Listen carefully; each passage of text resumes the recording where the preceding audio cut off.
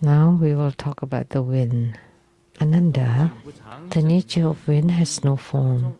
Its movement and stillness are never constant. When you straighten your robe and walk into the assembly, the corner of your robe moves and touches the person beside you, causing a faint breeze to brush against their face. Does this wind come from the corner of your robe, or does it arise from empty space, or is it produced on that person's face? Ananda, if this wind comes from your robe, then you would be wearing wind. As the robe flutters, it should separate from your body and drift away.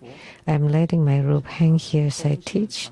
Look where the wind from my robe could possibly be. There is no hidden place within clothing where wind is stored. If the wind arises from empty space, then there would be breeze even when your robe did not move. Since the nature of space is constant, wind should always be present. But when the wind ceases, space should cease as well. You can see the wind stop. How could space cease? If there were rising and ceasing, it would not be called empty space. And if it is truly empty space, how can wind arise from it?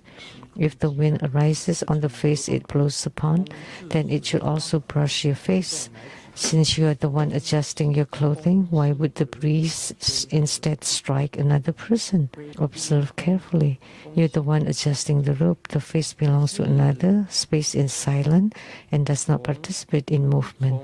From where then does wind gather strength and come forth? Wind and space are separate, neither united nor merged. Therefore, wind cannot rise without source. You still do not understand that within the Tathagata, the nature of wind is true emptiness, and the nature of emptiness is true wind, pure, intrinsic, and pervading the entire Dharma realms, manifesting in accord with the mind of sentient beings and the measure of their understanding. Ananda, when a single person slightly stirs their robe and slight breeze appears, if such movement occurred throughout the Dharma realm, the breeze will fill the walls everywhere, sweeping the entire world without limit. How could there be any fixed location? According to karma, it manifests, yet the ignorant of the world are deluded, mistaking it for causation or inherent nature. All such notions arise only from the discriminating mind, mere words and speech without true meaning. Sakyamuni Buddha gave analogies. Ananda, your clothing, kasaya robe, move, that would generate a breeze. If there's someone next to you, then it would brush against their face. I find this analogy is not appropriate. Why didn't he use a fan? That would be more real. Was it that they have no fan 2,600 years ago? Do they have a fan back then? What he meant is that the wind originally was non-existent, has no fixed form, fixed location, and did not know where it came from. There is no fixed position for the wind. Like the typhoon now, although you can detect where it would generate and where it would travel, typically it's pretty close, but sometimes not necessarily.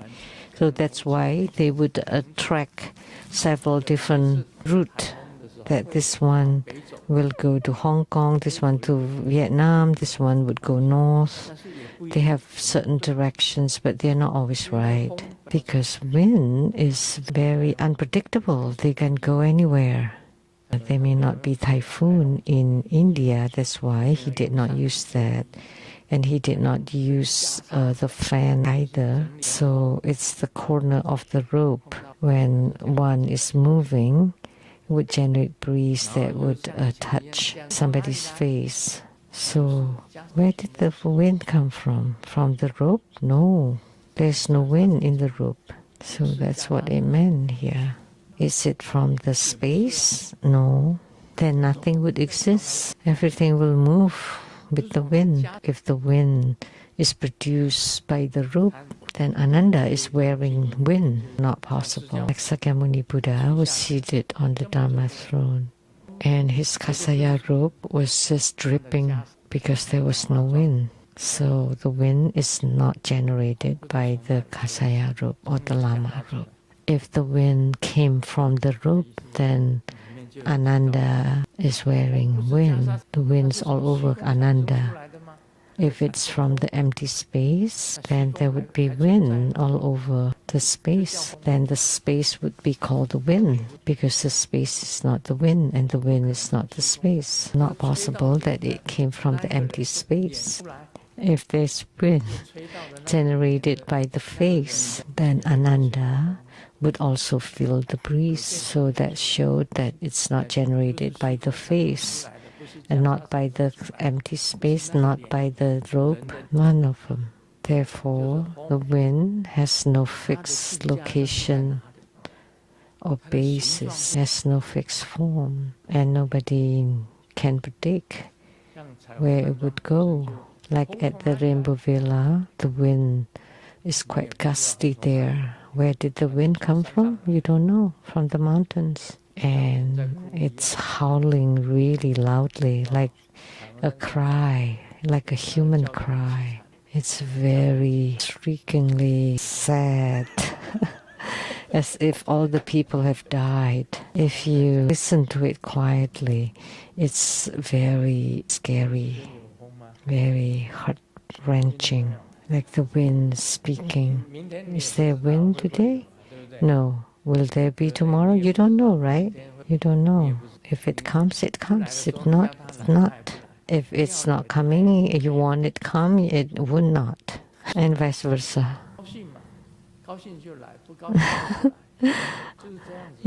It comes whenever it feels like it. And in America, we call it hurricanes. That's also horrible. Mostly in the east, like Texas and Miami and the center of America. Sakyamuni Buddha said that the wind has no specific form. Is it round or square, or like the hurricanes in the Midwest or the South, the flat plain? It has no fixed location, fixed form, no fixed form. It has a rising and ceasing. It goes wherever it wants. Sakyamuni Buddha was saying that the wind has no self-nature. It is also not an aggregate, like this and that combining. The wind is not the space, not unrelated to the space. If the space were the wind, then the space would be non-existent. So therefore, the space is unrelated to the wind. So wind has no nature. It would become whatever it wants. So it talks about this, that it is impermanent or ever-changing and has no form. The most important part is you still do not understand that within the Tathagata Kalpa, the nature of wind is true emptiness. So the Buddha talks about the nature of emptiness. So there is wind in true emptiness, and there is emptiness in wind, pure and intrinsic, pervading the entire Dharma realms, manifesting in accord with the minds of sentient beings and the measure of their understanding. Ananda, when a single person slightly stirs their robe and slight breeze appears, if such movement occurred throughout the Dharma realm, the breeze will fill the walls everywhere, sweeping across the entire world without limit. How could there be any fixed location? People of the world are deluded, mistaking it for causation or inherent nature. But actually, this arises from the discriminating mind, mere words and speech without true meaning. The same for the wind. No true meaning to it. It's just like the typhoon, as we know. Where would the typhoon travel? Now the science and technology can detect it and measure it, what direction it would travel, it would go, but not always accurate. And then they change, oh no, now it's for the north and there would be rain. So it's ever changing. And sometimes it disappears, and sometimes they would circle around, sometimes go north, go south. It's not always fixed. So sometimes after they talk about it for so long, it's still not necessarily right. But Philippines suffered greatly from the typhoon. Quite pitiful. And this year is very special. Typhoon in October was already quite unusual, but now typhoon in November. Wow, it's really something. So what Sakyamuni Buddha said was right, that the nature of wind has no form, whether it's round or square or whatever, or any specific form, no, none. And whether it's still or moving, it's ever changing. That's the key in the beginning, and then next is the analogy. In sum, they're just talks and words without true meaning.